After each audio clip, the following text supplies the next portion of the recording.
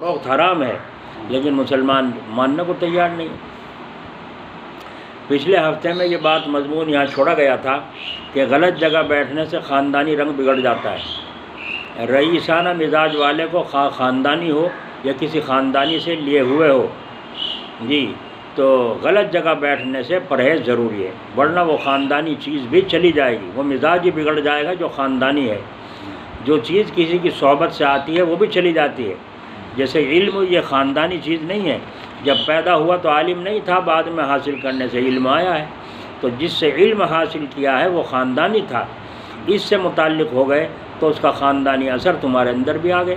اس خاندان والے نے غیر کی صحبت نہیں اختیار کی تو تم غیر کی صحبت کیوں اختیار کرتے ہو؟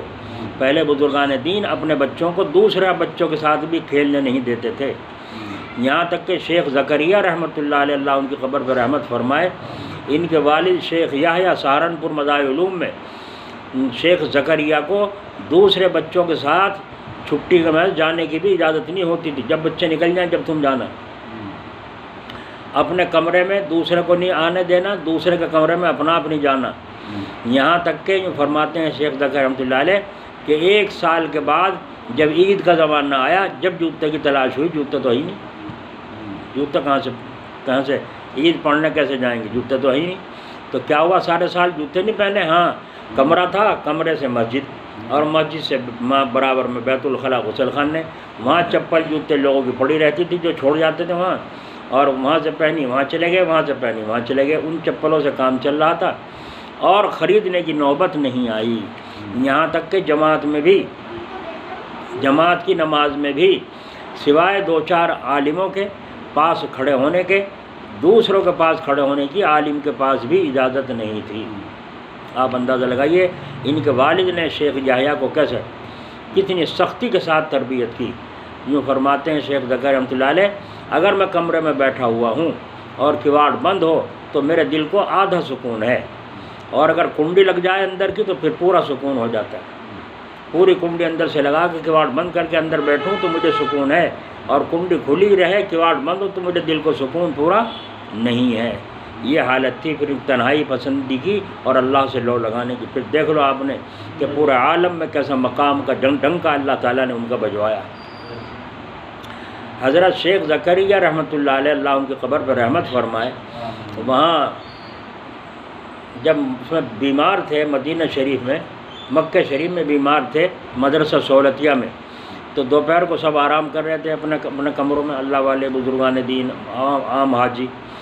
تو ایک بزرگ نے دیکھا جو صاحب کشف تھے سوتے ہوئے کہ جناب رسول اللہ صلی اللہ علیہ وسلم مدرسے میں داخل ہوئے، تو دوڑ کر کے مصافحہ کیا، ملاقات ہوئی، پتہ چلا کہ زکریا کو پوچھنے آیا ہوں بیمار ہیں، زکریا کو پوچھنے آیا ہوں وہ بیمار ہیں، بتاؤ کیا مقام تھا۔ اللہ اکبر۔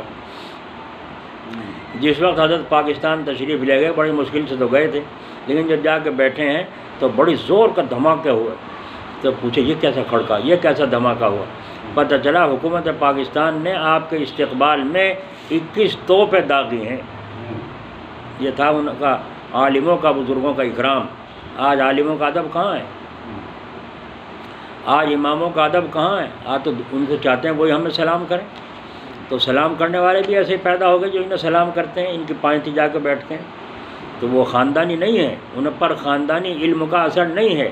اور شیخ زکریا رحمۃ اللہ علیہ، اللہ ان کی قبر پر رحمت فرمائے، جب کاندھلے تشریف لائے تو عصر کے بعد وہاں بیٹھے تھے، مغرب کے بعد کمرے میں بیٹھے تو پنکھے چلتے تھے، ایک سامنے پنکھا چلتا یوں کیروان کھلا رہتا تھا، ایک سر کے اوپر پنکھا چلتا تھا، اتنی گرمی حضرت کو لگتی تھی، تو وہ بجلی بھاگ گئی ایک دم سے۔ اب بجلی بھاگ گئی، انتظام تو کر رکھا تھا، بیٹری کے پنکھے تھے نہیں اس وقت، تو وہ بجلی جب بھاگ گئی تو بڑی پریشانی ہوئی، تو 2 بڑے پنکھے لے کے 3، ایک 2 ادھر، ایک ادھر، ایک پیچھے، یوں پنکھا جلنے لگے۔ اتنے میں MP صاحب جو تھے وہاں سے کاندھلے کے، شفقت جنگ، چودھری شفقت جنگ، اور ایک اور تھے MP ان کے ساتھ، وہ دونوں ملنے کے لیے حضرت سے آئے۔ جس وقت وہاں آئے کمرے میں داخل ہو تو بجلی بھاگ چکی تھی، وہ آئے اور انہوں نے آ کر کے یوں، جو پہلے ان کا طریقہ تھا لوگوں کا، یوں جھک کر کے یوں سلام کیا، تو حضرت نے فرمایا کتے جھکا کیوں ہے، کتے جھکا کیوں ہے؟ انہوں نے غلطی کی، معافی مانگی، وہ جو ساتھ میں تھا MP، حضرت اب ہاتھ جوڑنے لگا، بس چپ سیدھے کھڑے ہو گئے۔ جب سجدے کھڑے ہو گئے اور ڈھنگ میں آ گئے تب حضرت نے فرمایا کسی کے سامنے جھکنا، کسی کے سامنے ہاتھ جوڑنا مسلمان کی شان نہیں ہے۔ دیکھا آپ نے، اتنی سی بات بھی گوارا نہیں، کیوں؟ اس لیے کہ ان کے اوپر رنگ چڑھا ہوا تھا، اور ان کے باپ کون تھے؟ حضرت مولانا رشید احمد صاحب گنگوئی رحمۃ اللہ علیہ کے خلیفہ تھے، خاص مرید تھے، تو رنگ کیوں نہ ہوتا؟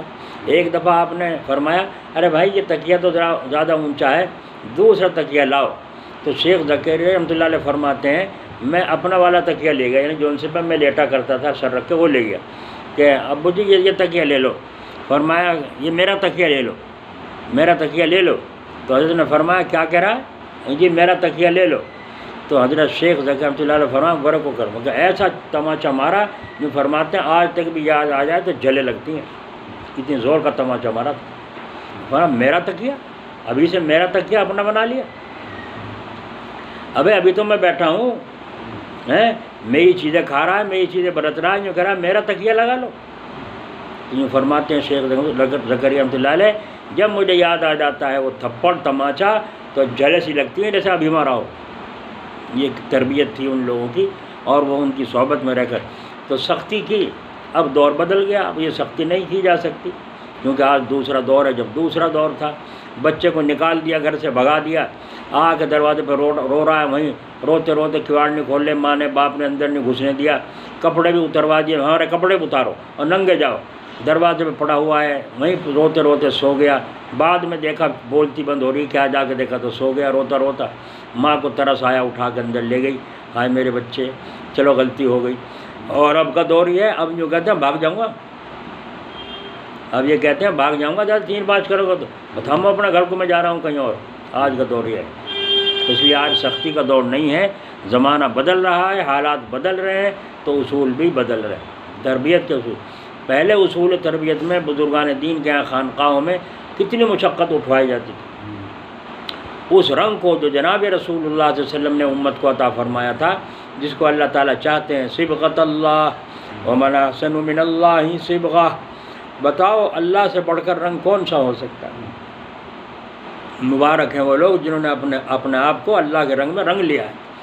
تو وہ حضور پاک علیہ السلام کی صحبت سے جو صحابہ کے ساتھ منتقل ہوتا ہوا وہ رنگ ہم تک پہنچا تھا، وہ رنگ حاصل کرنے کے لیے اور اس کو جمانے کے لیے خانقاہوں میں کتنی محنت اٹھوائی جاتی تھی۔ آج دور بدل گیا، اس لیے خانقاہوں میں بھی جو ہے مرغے کھلائے جا رہے ہیں، خانقاہوں میں بھی مرغے کھلائے جا رہے ہیں، بکرے کھلائے جا رہے ہیں، مہمانوں کی آؤ بھگت کی جا رہی ہے۔ لیکن جیسا رنگ پہلے چڑھتا تھا اب خانقاہوں میں نہیں چڑھتا۔ کیوں نہیں چڑھتا؟ اس کی وجہ یہ ہے کہ آنے والوں میں سچی طلب نہیں، آنے والوں میں سچی طلب نہیں، اور جو شیخ بیٹھا ہے اس کے اندر بھی سچا جذبہ نہیں، دونوں میں کمی ہے۔ وہ اس لالچ سے کہ کہیں مرید بدگمان ہو کے مجھ سے رخصت نہ ہو جائے، مجھے طلاق ہی نہ دے جائے، اور مرید اس واسطے تاکہ کہیں ایسا نہ ہو حضرت جی ناراض ہو جائیں تو میرے لیے پکی دعا نہ کریں۔ لالچ دعا کا ہے، اصلاح کا مقصد ہے ہی نہیں، دونوں کا مقصد نہیں، اس لیے وہ فیض نہیں ہوتا۔ اتباع شرع تھا ان کا شعار، تھا ہر ایک ان میں سے ولی نامدار۔ ان کا کام تھا اتباع شریعت، ہر آدمی ان میں کا ولی اللہ ہوتا۔ حضرت تھان رحمۃ اللہ علیہ سے کسی نے کہا حضرت آپ کے ہاں تو بڑی سختی ہے، اور بزرگوں کے ہاں تو اتنی سختی نہیں، نرمی ہے۔ تو آپ نے فرمایا سنو بھائی، ایک تو ہوتے ہیں برکتی آدمی اور ایک ہوتے ہیں حرکتی آدمی۔ تو وہ تو برکت والے بزرگان دین ہیں، ان کے پاس جو جاتا ہے ان کی برکت سے اس کی اصلاح ہو جاتی ہے۔ اب میرے پلے برکت تو ہے نہیں، میں حرکت بھی نہ کروں تو فائدہ کیسے ہو؟ پھر فرمایا دیکھو ایک آدمی کپڑے دھو رہا ہے صابن لگا کر مل رہا ہے، اور ایک آدمی کے پاس صابن تو کچھ ہے نہیں، ان سے تو اپنا اٹھا کے مکے بجانا شروع کرے اس پر، اور دبڑ بجا رہا ہے مکے، اور مار کے اس کے مکی اور سارا میل نچوڑ کے صاف کر دیا اور ڈال دیا۔ سوکھنے کے بعد دیکھنا کون سے کے کپڑے زیادہ صاف ہوئے، کون سے کے صاف ہوں گے؟ جس نے چھتائی کری، جس نے کٹائی کری، رگڑائی کری، اور وہ صابن سے مل رہا ہے، بس میل کرا نچوڑ رہے، تو صابن تھوڑے میل نکالے گا؟ صابن تو میل کو پھلا سکتا ہے، بس نکالیں گے تو اس کی طاقت ہاتھ دھلنے کی۔ پہلے ڈنڈے سے دھوا کرتے تھے دھوبی، جوڑ پہ تالاب پہ ڈنڈے مارا کرتے تھے، عجیب انداز ہوتا تھا ان کا ڈنڈے مارنے کا بھی، اور کوئی کچھ کرتا تھا، کوئی کچھ کر رہا ہے، ڈنڈے مار رہے چھو چھو، وہ ایک آواز رہتی تھی سارے دھوبیوں کی۔ لیکن گنگوں میں یہ عالم تھا، حضرت کی رحمۃ اللہ علیہ کی صحبت سے دھوبی بھی حضرت کے پاس آتے تھے، تو حضرت کی صحبت کی برکت یہ تھی، فجر کی اذان کے بعد جب کپڑے دھوتے تالاب پر تو وہاں تالاب سے آواز آتی تھی اللہ اللہ، ڈنڈے مار رہے ہیں اللہ، گھاٹ پہ ہو رہا اللہ اللہ۔ یہ تو جب آدمی کے دل میں چڑھتی ہے تو وہ سچی طلب کے ساتھ جاتے تھے۔ اس لیے حضرت تھان رضی اللہ علیہ فرماتے ہیں برکت تو میرے پلے ہے نہیں، میں حرکت بھی نہ کروں تو کامیابی کیسے ہو؟ تو اسی لیے آج شاگردوں کو بھی دھمکانے کا دور مارنے کا نہیں رہا، بلکہ حضرت جلال آبادی رحمۃ اللہ علیہ فرماتے تھے کہ ہاں کہ وہ دور دوسرا تھا، اب دور دوسرا ہے۔ اگر شاگرد استاد کے مار بھی دے اور پڑھ لے تو سمجھو کہ سستا سودا ہے، یہ فرمایا سستا سودا ہے۔ اور ایک ہمارے جو ہے بزرگ بتلائے تھے ایک مرتبہ کہ اگر مارنا بھی ہے تو باندھ کر مارو، باندھ کر مارو۔ اب باندھنے کا مقصد کیا ہے اسے سمجھنا چاہیے، زیادہ لمبا ہو جائے گا۔